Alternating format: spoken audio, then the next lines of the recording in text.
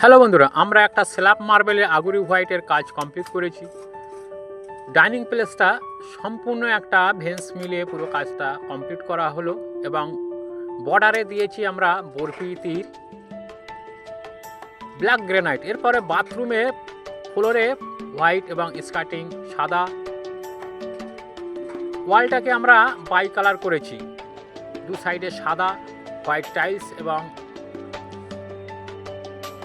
Back সাইডে black green এবং golden bit দিয়ে পুরো বাথরুমটাকে ফিটিংস করা হয়েছে।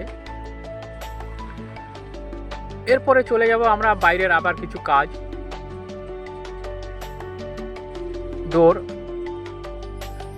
ডোরও একটা সুন্দর নতুন ডিজাইন দিয়ে এবার আমরা চলে যাব বক্স জানলা পিউ হোয়াইট। সিঁড়িতে আছে পিউ হোয়াইট এবং রাইজারে আছে ব্ল্যাক টাইলস।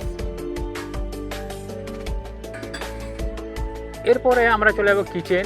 ফ্লোরটাকে ভেন্স মিলিয়ে মার্বেলটাকে বসানো হয়েছে। এই মার্বেলটাকে আগুরি হোয়াইট বলা হয় এবং টেবিলে বেসিনটাকে সুন্দর কাটিং করে সেট করা হয়েছে।